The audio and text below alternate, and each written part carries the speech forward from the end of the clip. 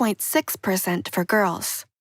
That's a pretty big disparity, but the jury is still out about whether ADHD is actually less common in girls, or whether it's simply a case of underreporting. Over the years, virtually all of the research about ADHD has been based on the experience of boys and men, and therefore, the criteria that were developed through that research don't really fit the experience of most women or gender-diverse people.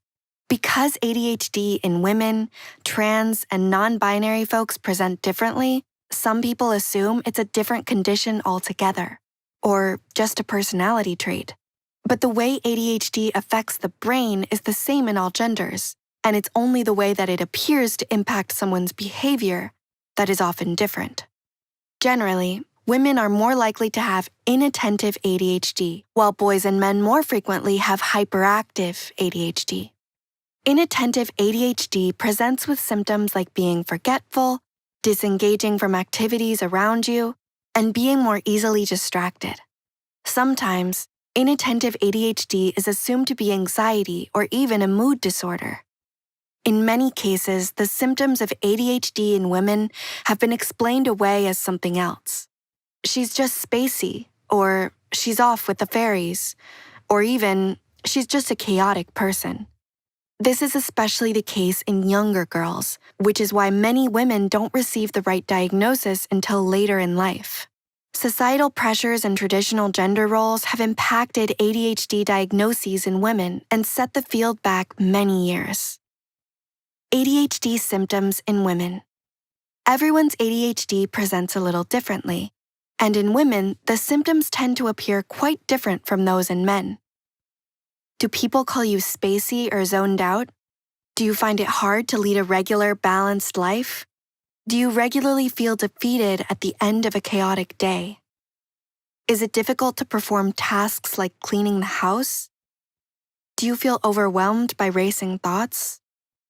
Do you struggle to think before you speak? These are just some common symptoms associated with ADHD in women. If you answered yes to at least a couple of these questions, it's possible that you may have ADHD. In general, the symptoms of ADHD in girls appear to be more internalized than those in men. For example, you may well have hyperactive ADHD, but instead of being disruptive and extremely energetic, that hyperactivity may present in racing thoughts and difficulty with concentration. These more internalized symptoms are yet another reason why women often go undiagnosed. ADHD can affect many areas of your life, such as schooling, work, relationships with partners, and relationships with family and friends. But remember, everyone is different, and everyone's experience with ADHD is valid. Things you can do to make life a little easier. ADHD can come with some other unpleasant conditions, such as anxiety, depression, and personality disorders. Staying on top of things is hard enough already, huh? Therefore, it's important that you gain an accurate diagnosis, especially if you're struggling with another condition. When you fully understand your diagnosis, you can then take the right steps to lead a healthier life. 3 key actions that can be of great help are managing your time better, exercising, and using visual prompts. Managing time can be tough with ADHD, but making a simple, coherent daily routine can be of enormous help.